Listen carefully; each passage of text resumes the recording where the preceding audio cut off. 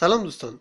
امروز میخوام 3 تا اپلیکیشن بهتون معرفی کنم که با استفاده از اونها میتونید با بومی‌های هر زبان در ارتباط باشید. بهشون پیام بدید، باهاشون صحبت کنید و در نتیجه مهارت‌های زبانیتون رو با استفاده از این اپلیکیشن‌ها بیشتر کنید. پس با ما همراه باشید. اپلیکیشن هلوتاک.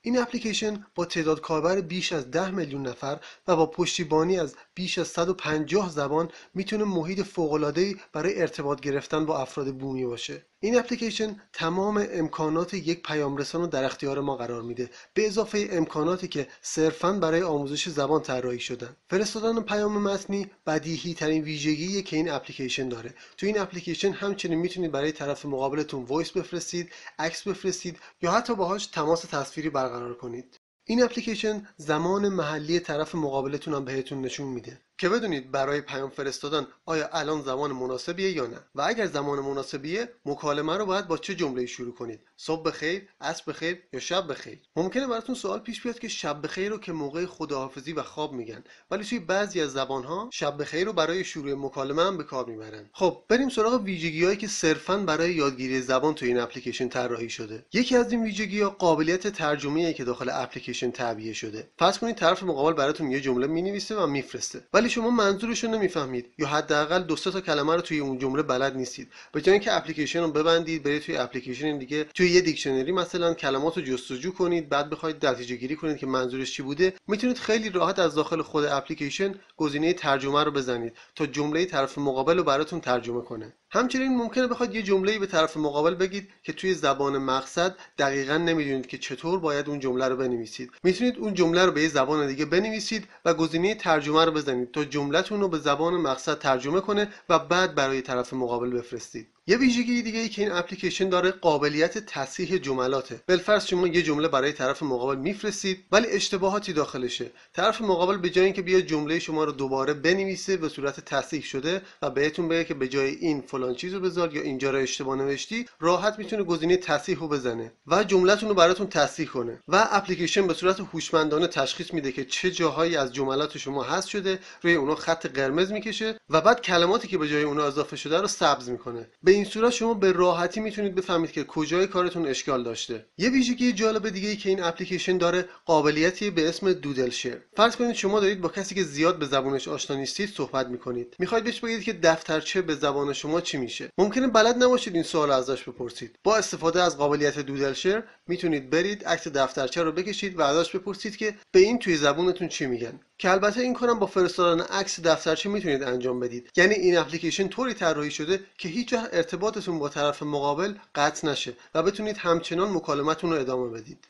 یکی دیگه از ویژگی‌های هلوتاک که اونو برای یادگیری زبان‌های شرقی مثل ژاپنی، چینی یا کره‌ای مناسب میکنه اینه که موقع ترجمه تلفظ عبارت مورد نظر رو هم با حروف انگلیسی به شما میده که این کار تلفظ رو برای شما توی این زبان‌ها خیلی راحت میکنه. یکی دیگه از ویژگی‌های هلوتاک پیدا کردن افراد دیگه‌ای که نزدیک شما هستن و اونا هم در حال یادگیری و تمرین یه زبانی هستن به شما نشون میده که باعث میشه بتونید با اونا هم ارتباط بگیرید، دوست بشید و حتی فرایند یادگیری زبانتون رو به مرحله جدیدی ببرید. یعنی بتونید رو در رو با طرف مقابلتون تمرین زبان انجام بدید.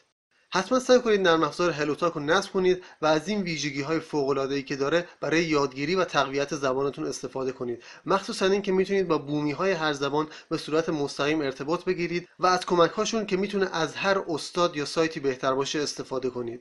نرم افزار بعدی که میخوام بهتون معرفی کنم نرم افزار تندم است. نرم افزار تندم هم مثل هلوتاک برای ارتباط گرفتن با افراد بومی و کسانی که در حال یادگیری و تمرین یه زبان هستن خیلی میتونه براتون مفید باشه. تندم هم تقریبا تمام ویژگی هایی که برای هلوتاک گفتیم داره. یعنی میتونید برای طرف مقابل وایس بفرستید، تماس صوتی برقرار کنید، تماس تصویری داشته باشید، قابلیت ترجمه داره، زمان محلی طرف مقابل رو نشون میده و مواردی از این قبیل که البته قابلیت دودل شیر هلوتاک رو نداره.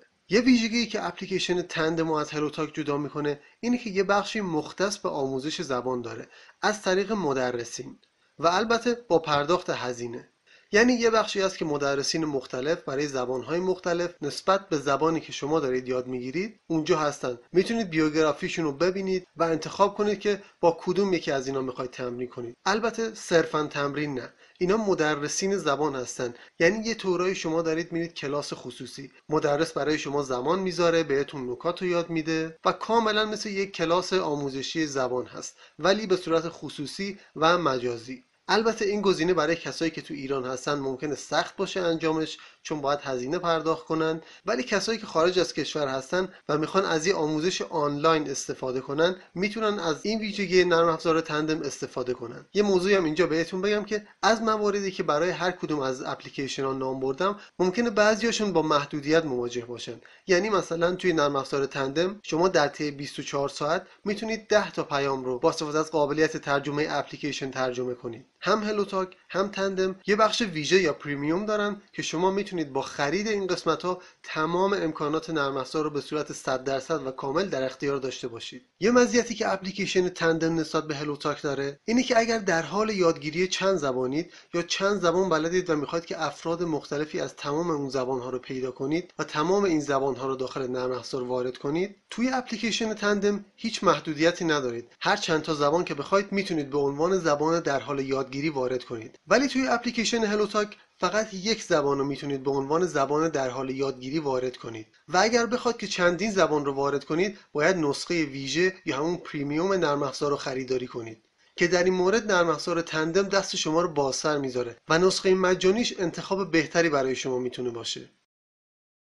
اپلیکیشن بعدی که میخوام بهتون معرفی کنم کمی سازوکارش با هلوتاک و تندم تفاوت داره. هلوتاک و تندم اپلیکیشنایی بودن برای ارتباط گرفتن و چت کردن با افراد بومی، ولی نرم افزاری که میخوام بهتون معرفی کنم نرم افزاری صرفاً برای پرسش و پاسخ، اپلیکیشن های نیتیو. همونطور که گفتم نرم افزار های نیتیو صرفاً برای پرسش و پاسخ از افراد بومی طراحی شده. یعنی شما اگر صرفاً معنای یک کلمه رو داخل زبانی که میخواید یاد بگیرید یا یه سوال راجع به فرهنگشون بپرسید و کلماتی که خیلی کوچه بازاری ان ممکنه توی دیکشنری ها و سایت ها بهشون پرداخته نشده باشه، توی هلوتاک و تندم باید برید با یه شخص بومی دوست بشید، بهش پیام بدید و بعد ببینیم آیا جواب شما رو میده یا نه. ولی های نیتیو صرفاً برای پرسش و پاسخ طراحی شده. خود نرم افزار های نیتیو یه سری قالب سوال رو تعریف کرده توی نرم افزار که شما به راحتی میتونید از اونها استفاده کنید و لازم نیست که حتما بخواید زبان انگلیسی رو بلد باشید که بخواید مثلا معنای یک کلمه آلمانی یا اسپانیایی رو از خود بومیا بپرسید. به عنوان مثال شما میخواید بدونید که توی زبان آلمانی به پنکه چی میگن، فقط لازمه بدونید که توی انگلیسی به پنکه میگن فن. مابقی قالب سوال رو نرم افزار برای شما تهیه کرده و فقط شما کافیه که بنویسید فن و در چه زبانی میخواید اینو بدونید و زبان آلمانی رو انتخاب کنید. مابقی قالب سوال رو نرم افزار برای شما مینویسه که کارمون رو خیلی راحت میکنه. بعد از ارسال سوال این سوال وارد بخش آلمانی زبان ها میشه. کسایی که زبان مادریشون آلمانی سوالات رو میبینن و به سوالتون جواب میدن. خوبی این اپلیکیشن اینه که چندین نفر به سوال شما جواب میدن و شما قابلیت مقایسه جوابها رو دارید که میتونه یه ویژگی فوق‌العاده باشه، چون مثلا ممکنه توی یه کشوری کلمه مربوط به پنکه دیواری با پنکه سقفی یا پنکه رومیزی متفاوت باشه. پس شما میتونید تمام جوابها و توضیحات رو ببینید و اونی که مد نظرتون هست رو انتخاب کنید. همچنین خودتون هم میتونید به کسایی که دارن فارسی یاد میگیرن کمک کنید و به سوالاشون جواب بدید. فقط دوستان دقت کنید این اپلیکیشن هایی که بهتون گفتم برای آموزش زبان نیستن، اینا برای تقویت زبان و ارتباط گرفتن با افراد بومی یا همون نیتیوا هستن و همچنین نرم افزارهای دیگه هم برای ارتباط گرفتن با افراد بومی هستن. ولی این سه تا واقعا سه تا از بهترین نرم افزارهایی هستن که با استفاده ازشون میتونید با افراد بومی ارتباط داشته باشید و زبانتون رو تقویت کنید. مطمئنم که این اپلیکیشن ها به دردتون میخوره و در راه یادگیری زبان و تقویت زبان خیلی بهتون کمک میکنه. خب دوستان، اگر از ویدیوهای ما خوشتون اومده حتما توی کانالمون عضو بشید یا همون سابسکرایب کنید و ویدیوهای ما رو با دوستانتون به اشتراک بذارید. تا ویدیو بعد، خدا نگهدار.